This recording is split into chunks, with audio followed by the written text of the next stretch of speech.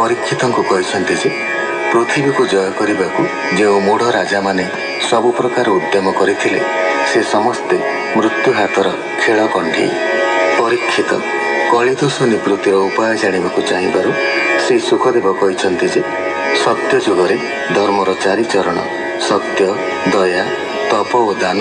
अक्षुण्ण रही था। त्रेता जुगरे एगुड़िकर सामर्थ्य 1/4 कमी जाए, द्वापर अर्धेक क्षीण हुए एवं कली जुगरे धर्म लोप पाए। सुकवाच जेबे से कली जुग होई एकातम गुण बढ़ई प्राणी मानकर जे पूर्ण अलस माया मिथ्या गुण विषाद निद्रा हिंसा शोक बढ़ाए माया मोह दुख इते गुण रे कली होई से कली तामस बोलाई प्रजा सर्वस्व राजा नेबे तांकु बहुत कष्ट देवे ब्राह्मणे जिह्वा इंद्री बस होइण कर्मे जीवे नाश।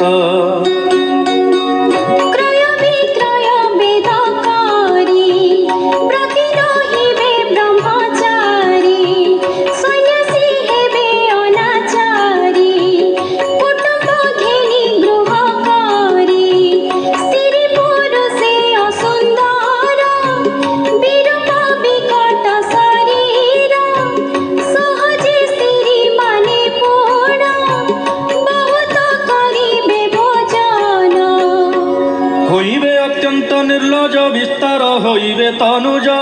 बिना विपदे सर्वजने अपना वृत्ति झाड़ी अन्य निंदित जीविका करिबे पतित कर्म आचरिबे स्वामी निर्धन हेब जेबे सेवके ताकु छाड़ी जीवे देवे बरसा न बरसी ए रूपे नष्ट जीव कृषि अकाले बरसिब जल ए घेनी न फलिब फल।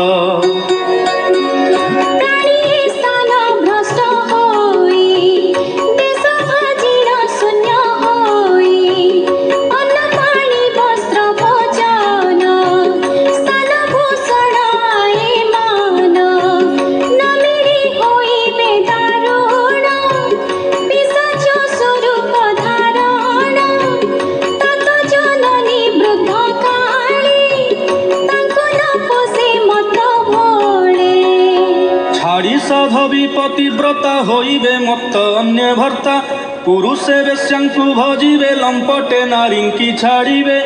कुल स्त्री माने ही मते नासिबे कुटुंब सहिते ए कली जुगे पाप जेते प्राणी संचयी मायाग्रस्ते नाम मात्र के पाप नासे अंते वैकुंठपुरे बसे जे नाम श्रवण कीर्तन पूजा चरण ध्यान।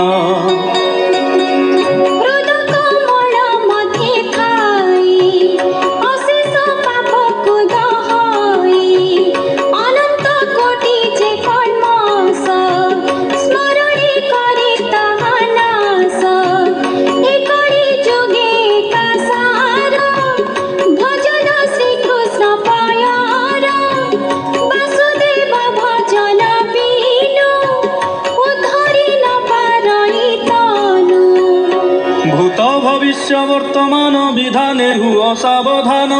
मानसे वांछा जे करिण निरंतरे करे भजन काले मरण निकटरे कृष्णर नाम जे उच्चारे तेबे से परागति पाई निदाने नाम उच्चारई श्रीकृष्ण चरणार बिंदे मन को निवेश आनंदे साजुज्य मुक्ति की पाइब कली कलुष नाश जीव।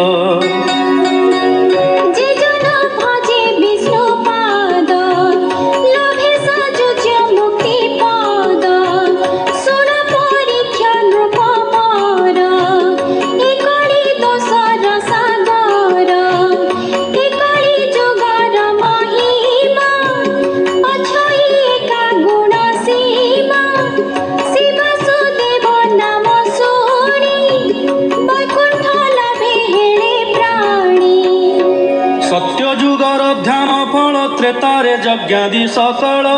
द्वापरे पूजार विधान कली रे नाम संकीर्तन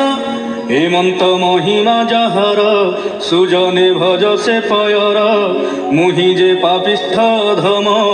मोहर दोष न घेनिम कहई जगन्नाथ दास त्राहि करिबे पितवास। इति श्रीमद्भागवते महापुराणे परमहंस्यां संहितायां द्वादश स्कन्धे तृतीयोऽध्यायः। सुकोवाच सुख कहन्ति परीक्षित शुण हे कालर चरित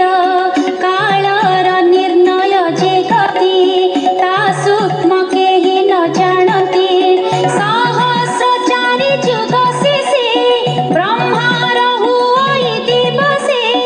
14 मनु तपन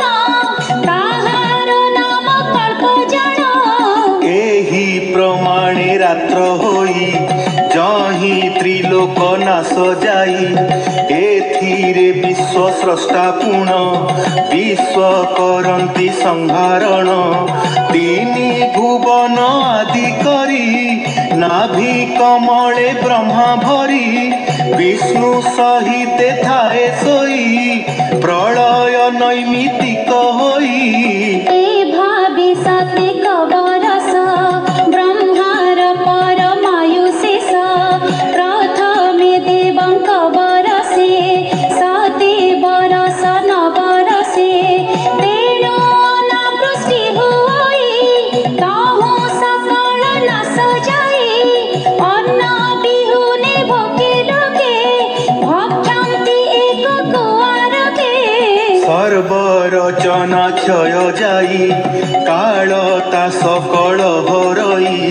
देवंक बरसरे जान बहई विश्रांत पुण आकाश मध्य धूम वर्ण भस्मरे करे आच्छादन संकर्षणर बुखु गुण जात संवर्त मेघमान देवंक बरसरे पुण सते बरस परिमाण मूषल धारा परमाणे वृष्टि से करन्ति गर्जने से दिने ब्रह्मांड प्रलय पृथ्वीरे जेतिक सञ्चय गन्ध गुणादि लीन हुए हुई सर्व जलमये। से जल अग्नि करे क्षय जल तेजरे लीन होए पवन तेज रूप हरे पवन रूप लीन करे आकाश वायु गुण हरे पवन आकाशे संचरे आकाश सबदता गुण तामस अहंकारे लीन अहंकार जे एकादश इंद्रिय देवता विशेष महतत्वरे प्रकाशिब मायारे सर्पलीन हेब महतत्व जे तिनि गुण कालरे प्रवेशई पुण त्रिगुण काल आदि हुई परमाणुरे प्रकाशई